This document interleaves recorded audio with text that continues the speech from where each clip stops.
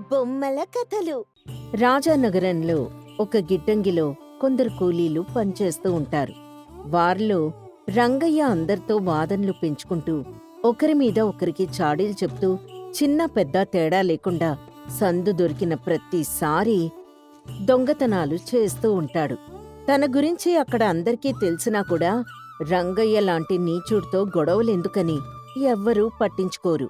అదే గిడ్డంగిలో మరొక కూలి రామయ్య. అతనందరికీ చేదోడు వాదోడుగా ఉంటూ తనకు తగిన సహాయం చేస్తూ అందరి దగ్గర మంచివాడిగా పేరు సంపాదిస్తాడు. రంగయ్యకు రామయ్యను చూస్తే జలసి. రామయ్యకు దక్కే గౌరవం తనకు దక్కడం లేదని రామయ్య మీద రంగయ్య ద్వేషం పెంచుకుంటాడు. ఒకరోజు అందరూ గిడ్డంగిలో పనిచేస్తూ ఉండగా తన తోటి కూలీతో రంగయ్య ఇలా మాట్లాడుతూ ఉంటాడు. వీరయ్య, నువ్వు రాత్రి తాగి ఇంటి దగ్గర చాలా గొడవ చేశావంట. మీ ఆవిడ నిన్ను బాగా తిట్టిందంట. రోడ్డు మీద పడి మీ భార్యాభర్తలిద్దరూ గొడవ పెట్టుకున్నారంట. నిజమేనా? ఇదంతా నీకెవరు చెప్పారు? అయినా నా కుటుంబ విషయాలిక్కడెవరికి తెలుసు? నీకెవరు చెప్పారో నాకిప్పుడే చెప్పాలి అని వీరయ్య కోపంగా రంగయ్యని నిలదీస్తాడు. అప్పుడు రంగయ్య, నువ్వు నీ ఇంట్లో ఏం చేస్తే ఇక్కడ మాకెలా తెలుస్తుంది చెప్పు? మీ పక్కింటి రామయ్య చెప్తే గాని మాకు తెలియదు కదా. ఏమిటి? మా పక్కింటి రామయ్య నీకీ విషయాలు మొత్తం చెప్పాడా? నేను నమ్మను. నమ్మకు. ఇప్పుడు నిన్ను నమ్మమని ఎవరు చెప్పారు? నాతో చెప్పినట్టుగాని ఇక్కడున్న వాళ్ళందరికీ చెప్పాడంట. కావాలంటే నువ్వే ఆరాతీ. అలా అనేసరికి వీరయ్య కోపంతో రామయ్య దగ్గరికి వెళ్ళి, రామయ్య, నేను నిన్న రాత్రి తాగి నా భార్యతో గొడవ పెట్టుకున్నా అని ఇక్కడున్న వాళ్ళందరికీ చెప్పావంట. ఎందుకలా చెప్పావు? వీరయ్య, రాత్రి నువ్వు తాగావా? లేదు. మరి మీ ఆవిడతో గొడవ పెట్టుకున్నావా? లేదు. మేమిద్దరం చాలా సంతోషంగా ఉన్నాం. మరి నేనెవరితో ఇలా చెప్పాను? అసలు ఈ విషయం నీకెవరు చెప్పారు? నేను రాత్రి తాగి మా ఆవిడతో గొడవ పెట్టుకున్నా అని నువ్వే ఇక్కడున్న వాళ్ళందరికీ చెప్పావని నాతో రంగయ్య చెప్పాడు. అది సంగతి. నీకు రంగయ్య సంగతి తెలీదా? తను మాట్లాడే మాటల్లో 100% అబద్ధాలే ఉంటాయి. తన నీచబుద్ధి నీకింకా అర్థం అవ్వలేదా? ఎవరైనా సంతోషంగా ఉంటే ఓర్వలేడు. మనిద్దరం కలిసి ఉంటున్నావని మన మధ్య చిచ్చు పెట్టడానికి రంగయ్య పన్నిన పన్నాగం ఇది. ఓ, నిజమే. నువ్వు చెప్తుంటే ఇప్పుడే నాకు అర్థమవుతోంది. అయినా నిన్న నువ్వు ఊర్లోనే లేవు, పని మీద ఊరెళ్ళావు కదా. మరి రంగయ్య అలా చెప్పాడు? నిజంగా రంగయ్య నీచబుద్ధి గలవాడు. మనం స్నేహంగా ఉంటున్నావని మన మధ్య కలహం సృష్టిస్తున్నాడు. చిచి, ఈ రంగయ్య ఇంకా ఎప్పటికి మారతాడో నాకు అర్థం కావడం లేదు.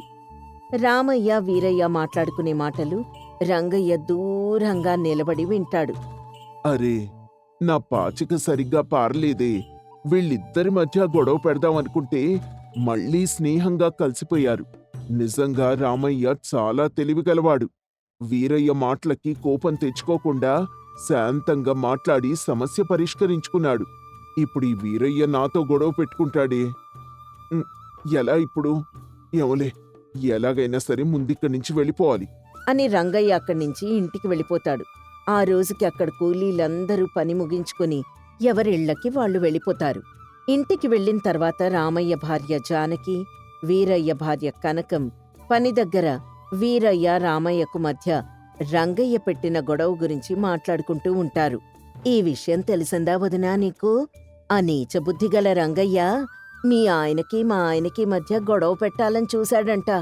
అవునవును, నాక్కూడా తెలిసింది. ఈరోజు గిడ్డంగి దగ్గర రంగయ్య లేనిపోని మాయమాటలు చెప్పి వీళ్ళిద్దరి మధ్య గొడవ పెట్టాలని చూశాడు. మా ఆయన తాగొచ్చి నాతో గొడవ పెట్టుకున్నాడని అన్నయ్య రంగయ్యకి చెప్పాడని మా ఆయనకి చెప్పాడంట. అన్నయ్య గారు మంచివారు కాబట్టి సమస్యను అర్థం చేసుకుని తెలివిగా గొడవ కాకుండా సర్దుబాటు చేసుకున్నారు. లేకపోతే రంగయ్య మాటలకి వేరే ఇంకెవరైనా అయితే ఈ పాటకి పెద్ద గొడవే అయిపోయేది. అవును, నిజమే కనకం. మా వారు పేరుకు తగ్గట్టు రాముళ్లాంటివారు. తొందరపడి ఎవ్వరితోనూ గొడవ పెట్టుకోరు. అసలు గొడవలే పడరు. ఇంట్లో కూడా ఎటువంటి సమస్య రాకుండా చూసుకుంటారు.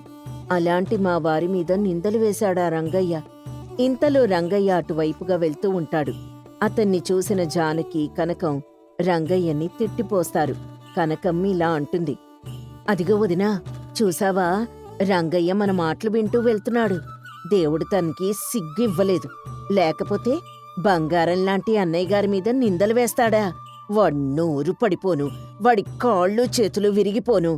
వాణ్ణి చేసుకునే ఇల్లాలు ఇంకా ఎన్ని నిందలు పడుతోందో. వీడి వల్ల, వీడు చేసే పనుల వల్ల పాపం ఆ ఇల్లాలికి ఇంటి దగ్గర కూడా మనశ్శాంతి లేకుండా పోయింది. వారి మాటలు విన్న రంగయ్య అక్కడ్నించి పరిగెత్తుకుని పారిపోతాడు. మరుసటి రోజు గిడ్డంగి దగ్గర మరొక కూలీ శంకర్తో రంగయ్య మాట్లాడుతూ ఉంటాడు. రే శంకర్, రాత్రి నేను రామయ్య వీరయ్య ఇంటి వైపుగా వెళ్తూ ఉండగా వాళ్ళ భార్యలిద్దరూ జుట్టు పట్టుకుని వీధిన పడి మరీ కొట్టుకుంటున్నారు. వాళ్ళని చూస్తే నాకే సిగ్గేసింది. నోటికెంత మాట వస్తే అంత మాట మాట్లాడుతూ తెగ కొట్టుకున్నారు. చుట్టుపక్కల వాళ్ళందరూ వీళ్ళని చూసి ఒకటే నవ్వులు అనుకో. నిజమా? ఇక్కడ రామయ్య వీరయ్య మంచి స్నేహితులు, మరి ఇంటి దగ్గర వాళ్ళ భార్యలు ఆ విధంగా కొట్టుకోవడం ఏంటి? ఏమో, వారి మధ్య ఏమేం మనస్పర్ధలున్నాయో మనకు మాత్రం ఏం తెలుస్తుందిలే. ఎవరి గుట్టు ఎవరికి తెలిసిందో, అందుకే వీధిన పడి మరీ కొట్టుకున్నారు. ఇంతలో అక్కడికి వీరయ్య వస్తాడు. రంగయ్య మాటలు విన్న వీరయ్య కోపంతో రంగయ్యని కొట్టడానికి మీదకి వెళ్తాడు. శంకర్ అతన్ని ఆపుతాడు. గొడవ పెరిగి కూలీలందరూ ఒక దగ్గరకొస్తారు. రామయ్య కూడా అక్కడికొస్తాడు. వీరయ్య, ఎందుకంత కోపం? కూర్చుని మాట్లాడుకుంటే సరిపోతుందిగా. అసలేం జరిగింది? రాత్రి మీ ఇద్దరి భార్యలు జుట్టు పట్టుకుని వీధిన పడి మరీ కొట్టుకున్నారంట కదా. ఆ విషయం నాకు రంగయ్య చెప్తుంటే వీరయ్య కోపం వచ్చింది. మా భార్యలు వీధిన పడి మరీ కొట్టుకున్నారా? వాళ్ళు మంచి స్నేహితురాళ్ళు, మాకన్నా ఎక్కువ స్నేహంగా కలిసుంటారు. అలాంటి వాళ్ళు ఎందుకు కొట్టుకుంటారు? ఇది నిజంగా పచ్చి అబద్ధం. అందుకే ఈ రంగయ్యని నేను కొట్టేది. గొడవ పెద్దదయ్యేసరికి గిడ్డంగి యజమాని చలపతిరావు అక్కడికొస్తాడు. ఏం జరిగింది? ఎందుకు మీరందరూ గొడవ పడుతున్నారు? వీరయ్య జరిగిందంతా చలపతిరావు గారికి వివరిస్తాడు. అప్పుడు చలపతిరావు కోపంగా, రంగయ్య, నువ్వు ఎదుటి వారి మీద నిందలు వేస్తూ వాళ్ల జీవితాల్ని నాశనం చేయాలని చూస్తున్నావు. ఇప్పటికే నీ గురించి చాలా మంది నాకు చెప్పారు. ఇప్పుడు కళ్ళారా చూస్తున్నాను. అంతేకాకుండా నేను లేని సమయంలో గిడ్డంగిలోని ధాన్యాన్ని దొంగతనంగా తీసుకువెళ్తున్నావని నాకు తెలిసింది. ఇక నిన్ను క్షమించేది లేదు. ఈ క్షణమే నిన్ను పనిలో నుంచి తీసివేస్తున్నాను. తక్షణమే ఇక్కడి నుంచి వెళ్ళిపో. మళ్ళీ నా కంటపడ్డావో నీకు తగిన శాస్తి చేస్తాను. వెంటనే ఇక్కడి నుంచి వెళ్ళిపో అని చలపతిరావు రంగయ్యని పనిలో నుంచి తీసేసి బయటికి పంపించేస్తాడు. అక్కడ కూలీలందరూ మన గిడ్డంగికి పట్టిన దరిద్రం పోయింది అని ఆనందపడతారు. అందరూ ఎవరి పనికి వారు వెళ్ళిపోతారు. రోజులు గడుస్తూ ఉంటాయి.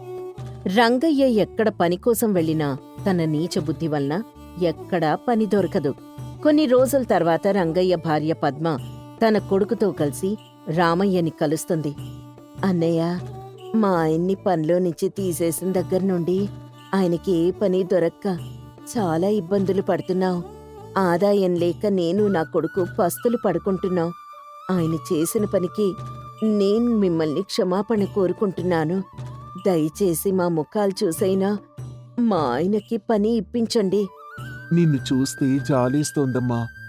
చిటికెడు విషం కడివెడు పాలను నాశనం చేసినట్టు నీ భర్త ఒక్కడి వల్ల నీ కుటుంబం మొత్తం బాధపడాల్సి వస్తోంది. తన నీచ బుద్ధి వల్ల తను ఎదగకుండా అలా మిగిలిపోయాడు. తన బుద్ధి మార్చుకుంటే తప్ప మీ జీవితాలు బాగుపడవు. తన ఇకనైనా ఇతరుల మీద అపనిందలు వేయకుండా బుద్ధిగా ఉంటాను అంటే చలపతిరావు గారితో మాట్లాడతాం. అన్నయ్య, ఆయన పూర్తిగా మారిపోయాడు. ఇక మీదట ఎవరి మీద అపనిందలు వేయడు. ఆయనకి బుద్ధొచ్చింది. ఆకలి మనిషిలో మార్పు తెస్తుంది. అదే ఇప్పుడు జరిగిందన్నయ్య. ఆయన బుద్ధిగా పనిచేసుకుంటారు. సరే తల్లి, రేపు రంగయ్యని గిడ్డంగి దగ్గరికి రమ్మని చెప్పు. అందరం కలిసి చలపతిరావు గారితో మాట్లాడి అతనికి పనిప్పిస్తాం. సరే అన్నయ్య అని పద్మ అక్కడి నుంచి ఆనందంతో వెళ్ళిపోతుంది. ఇంటికి వెళ్లి రంగయ్యకి జరిగిందంతా చెప్తుంది. నన్ను ముఖం పెట్టుకుని అక్కడ పని చేయమంటావు పద్మ? అక్కడున్న వాళ్ళందరితో నేను గొడవలు పెట్టుకున్నాను. ఇప్పుడు నేను మారానంటే వాళ్ళు నమ్ముతారా చెప్పు? నేను రామయ్య అన్నయ్యతో మాట్లాడానండి. అన్నయ్య మీకు పనిప్పిస్తా అని చెప్పారు. ఇకనైనా మీరు బుద్ధిగా పనిచేసి మంచి పేరు తెచ్చుకోండి. ఇప్పటికైనా మీకు అర్థమై ఉంటుంది.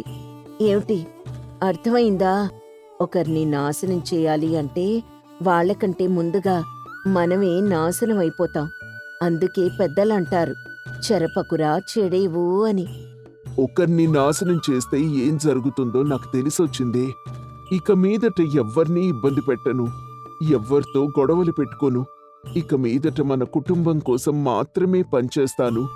రేపే వెళ్ళి అందరికీ క్షమాపణ చెప్పి పని ఇవ్వమని చలపతిరావు గారిని అడుగుతాను. మరుసటి రోజు రంగయ్య గిడ్డంగి వద్దకు వెళ్లి అందర్నీ కలుస్తాడు. అప్పటికే రామయ్య అందరితో రంగయ్య కుటుంబం పడే కష్టాల గురించి చెప్తాడు. రంగయ్య అందరి ముందు చేతులు కట్టుకొని నిలబడి ఉంటాడు. చలపతిరావు గారు వస్తారు. అయ్యా, ఎప్పటినుంచో అందరం మీ దగ్గరే కలిసి పనిచేస్తున్నాము. తెలుసో తెలియకో రంగయ్య చేసిన తప్పుకి ఈ ఒక్కసారి అతన్ని క్షమించి తనకి మళ్ళీ పనిపిస్తారని మేమందరం కలిసి మిమ్మల్ని కోరుకుంటున్నామయ్యా. ఇలాంటివాడు మన దగ్గర ఉండడం మనందరికీ చేటు. తనని పంపించేయండి. అయ్యా, నేను తప్పు చేశానయ్యా, నన్ను మన్నించండి. పనిలేక నా కుటుంబం తిండి తిప్పలేక ఆకలితో అలమటిస్తోంది. దయచేసి నా తప్పుని మన్నించి నాకు పనిపించండయ్యా అని రంగయ్య చలపతిరావుని వేడుకుంటాడు. అప్పుడు రామయ్య ఇలా అంటాడు. అయ్యా, ప్రతి మనిషికి మారడానికి ఒక అవకాశం ఇవ్వడం మంచిది. తను మళ్ళీ ఇదే విధంగా ప్రవర్తిస్తే ఈసారి తప్పక శిక్షిద్దాం. ఈ ఒక్కసారికి ఇతన్ని మన్నించి పనిపించండయ్యా. అతన్ని చూసి కాకపోయినా తన భార్య బిడ్డల్ని చూసైనా కొంచెం జాలి చూపించండి. రామయ్య రంగయ్యకు హామీ ఇవ్వడం వల్ల చలపతిరావు రంగయ్యకి మళ్లీ పని కల్పిస్తాడు. రామయ్య, నేను నీకు వీరయ్యకు గొడవ పెట్టడానికి చూశాను. కాని ఈ రోజు నువ్వు నా కుటుంబానికి అన్నం పెడుతున్నావు. నేను చేసిన తప్పుకి నన్ను మన్నించు రామయ్య. ఇక మీదట ఎటువంటి తప్పు చేయకుండా బుద్ధిగా పనిచేసుకుంటాను. ఏదైనా అనుభవిస్తే తప్ప తెలియదులే. పని లేకపోవడం వల్ల నువ్వు నీ కుటుంబం ఆకలితో అలమటించారు. ఆకలి నీలో మార్పు తెచ్చింది. ఇక మీదటైనా జాగ్రత్తగా పనిచేసుకో. గిడ్డంగిలో పనిచేసే కూలీలందరూ రామయ్య మంచితనానికి రామయ్యని మెచ్చుకున్నారు. ఆ రోజు నుంచి రంగయ్య ఇతరులపై చాడీలు చెప్పకుండా బుద్ధిగా పనిచేసుకున్నాడు. వేములవారిపల్లి అనే చిన్న గ్రామం ఉండేది. ఈ గ్రామంలో లక్ష్మయ్య అనే వ్యక్తి జీవించేవాడు. వ్యవసాయ భూములు, 2 ఇళ్ళు, కొంత బంగారం, ఇలా మంచి స్తోమత ఉన్నవాడు లక్ష్మయ్య. అంతా బాగానే ఉంటుంది కాని అతనికి డబ్బు మీద ఆశ మాత్రం పోయేది కాదు. ఎంత ఉన్నా సరే ఇంకా ఇంకా సంపాదించుకోవాలనే తపన ఉండేది. ఓ రోజు లక్ష్మయ్య అతని భార్య శాంతమ్మతో, ఏమిటి శాంతమ్మా, ఏంటి కబుర్లు, ఏం చేస్తున్నావు? ఏమైంది మీకు? ఈవేళ ఇంత తీరిగ్గా మాట్లాడుతున్నారు? అదేంటి, నేను నీ భర్తని, నీ బాగోగులు తెలుసుకోవాలి కదా. సంతోషం, చాలా త్వరగానే గుర్తించారు. అబ్బా, ఏమిటి నీ బాధ? లేకపోతే ఏంటండి, మనకున్న చాలదు అన్నట్టు అసలు ఇంటి గురించి నా గురించి పట్టించుకోకుండా పని పని అంటూ తిరుగుతూనే ఉంటారు. మరి డబ్బు లేకపోతే మనకి సమాజంలో విలువ ఉండదే. చాలే చెప్పొచ్చారు. మనకిప్పుడు ఏం తక్కువని, ప్రశాంతంగానే ఉన్నాం కదా. సరే సరే, నీకెంత చెప్పినా అర్థం కాదులే. అన్నం వడ్డించు, బాగా ఆకలేస్తోంది అని ఆ సంభాషణను అక్కడితో ఆపేస్తాడు. ఆ మరుసటి రోజు ఇద్దరూ కలిసి పొలానికి వెళ్తారు. అక్కడ లక్ష్మయ్య, ఆ నీతో ఓ విషయం గురించి మాట్లాడాలి శాంతమ్మా. ఏంటండి, దేని గురించి? మనం సాగు చేస్తున్న ఈ భూముంది కదా, దీన్ని పక్కూరి హర్నాథ్కి కౌలుకిస్తే బావుంటుందనిపిస్తోంది. మనమేమీ కష్టపడకుండానే డబ్బు సంపాదించొచ్చు కదా. ఏంటండి మీరు మరీను? అయినా మన కష్టం మనం చేసుకొని తిండి తింటే బావుంటుంది. అది కాదే పిచ్చిమొహమా, నేనీ వ్యవసాయం చేయకుండా ఈ డబ్బుతో వ్యాపారం చేస్తాను. అప్పుడు 2 విధాలా మనకే లాభం. ఏమైందండి మీకు? ఎందుకంత తొందరపడుతున్నారు? ఈ వ్యాపారాలు అవి మనకు అవసరం అంటారా? చెప్పండి. నీకు చెప్పాను చూడు, నాది బుద్ధి తక్కువ. రేపటి నుంచి నువ్వు పొలానికి రామాకు, అంతా నేను చూసుకుంటాను. నాకెందుకో మీరు తప్పు చేస్తున్నారని అనిపిస్తోందండి ఎవ్వరేమనుకున్నా నేనేం పట్టించుకోను. అని ఆమెను తీసుకెళ్లి ఇంటి దగ్గర దింపేస్తాడు. అతను అనుకున్నట్టే పొలం కౌలుకిచ్చేసి వ్యాపారంలో డబ్బు పెట్టేందుకు ఎదురుచూస్తాడు. కొన్ని రోజులకు ఆ ఊరికి గిరీశం అనే వ్యాపారవేత్త వస్తాడు. అయ్యా, నేను పక్కూరి నుంచి వస్తున్నాను. నా దగ్గర ఓ మంచి ఉపాయం ఉంది. మీరు నాకు సమయం ఇస్తే నేనది మీకు చెప్తాను. అవునా, ఏంటండి అది? అయ్యా, నేను పెద్ద వ్యాపారస్తుణ్ణి. తక్కువ ధరకు పంటనుకొని దాన్ని సంతలో ఎక్కువ ధరకమ్మి యజమానులకు లాభాలిస్తూ ఉంటాను. ఇదేదో లాభదాయకంగానే ఉందే. అవునయ్యా, మీరు నాకు 2 లక్షలు పెట్టుబడి పెడితే 3 నెలల్లో 8 లక్షలు తిరిగిస్తాను. అమ్మో, 2 లక్షలు పెట్టుబడా? నా వల్ల కాదండి, వేరే ఇంకెవరినైనా చూసుకోండి. అదేంటయ్యా అలా అంటారు? అప్పు తీసుకొని కూడా వ్యాపారం చేయొచ్చు కదా. నా వల్ల కాదయ్యా, నువ్వు బయలుదేరు అని అతన్ని పంపించేస్తాడు ఆ ఊర్లోని ఒక వ్యక్తి. ఈ విషయం ఆ నోట ఈ నోట పాకి లక్ష్మయ్య దగ్గరకు చేరుతుంది. దీంతో వెంటనే లక్ష్మయ్య ఆ వ్యక్తిని ఇంటికి పిలిపించుకుంటాడు.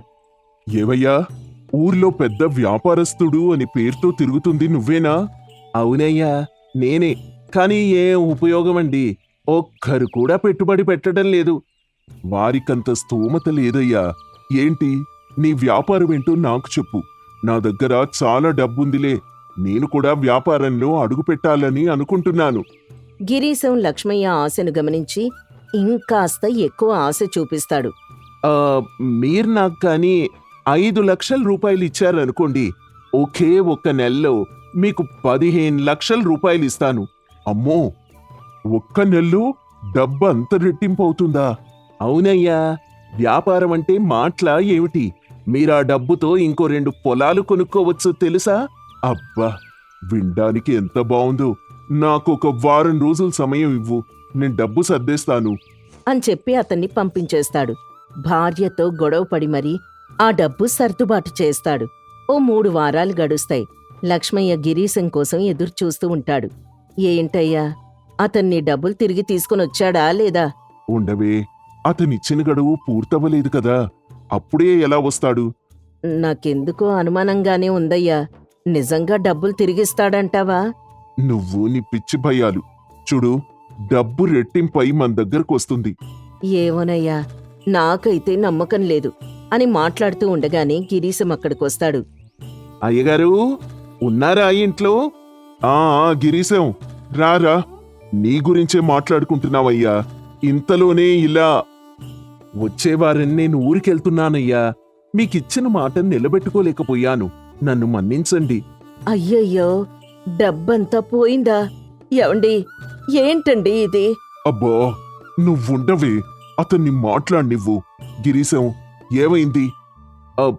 నేను మీకు 15 లక్షలు ఇస్తా అని చెప్పాను, కానీ అవి 10 లక్షలే అయ్యాయండి, అంతే. ఓహ్, అంతేనా? మరేం పర్లేదులేవయ్యా, రెట్టింపైంది కదా, అది చాలు.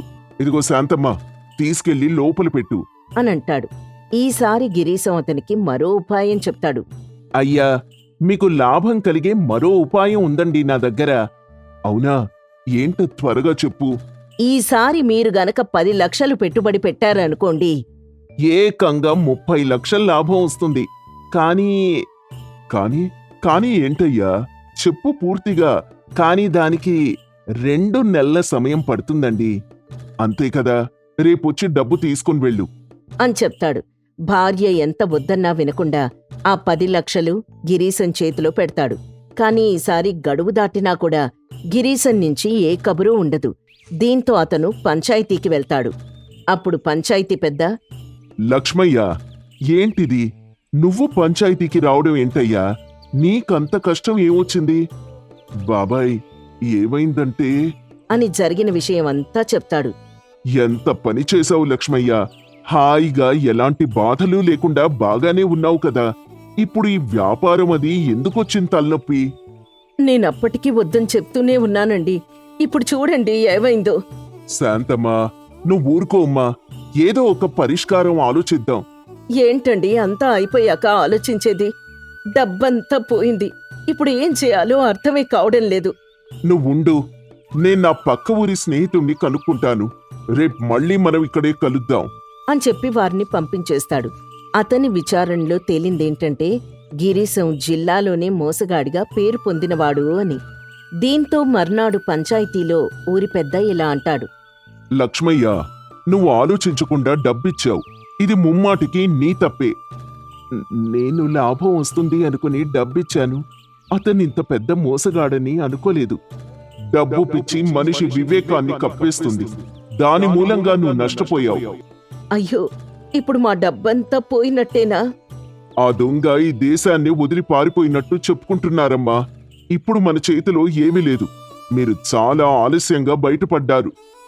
అయితే నా డబ్బంతా, దేవుడా, ఎందుకిలా చేశావు? చేసిందంతా చేసి ఇప్పుడు ఆ దేవుణ్ణని ఏం లాభం అయ్యా? మీ ఇద్దరు గొడవేవైనా ఉంటే ఇంటి దగ్గర చూసుకోండి. ఇక నుంచైనా జాగ్రత్తగా ఉండి లక్ష్మయ్య. అని చెప్పి ఇంటికి పంపించేస్తాడు. డబ్బు పోవడంతో లక్ష్మయ్య శాంతమ్మ మధ్య తగాదాలు పెరిగాయి. తను తప్పు చేశానని అర్థం చేసుకున్నాడు లక్ష్మయ్య. మళ్లీ పొలాల్లో పనిచేయడం మొదలుపెట్టాడు. శాంతమ్మ, నేను చాలా పెద్ద తప్పు చేశాను కదూ. నీ మాట విననందుకు నాకీ శిక్ష పడాల్సిందే. ఇప్పటికైనా అర్థమైందా మన కష్టం మీద వచ్చింది నిజమైన సంపద అని? అవును శాంతమ్మ, నాకు డబ్బు పిచ్చి పట్టింది అని నువ్వు అంటూ ఉంటే అప్పుడు నాకు తెలియలేదు. ఇప్పుడున్నదంతా పోయాక అర్థమవుతోంది. సరేలే, పోతే పోయింది. ఇక బాధపడకు.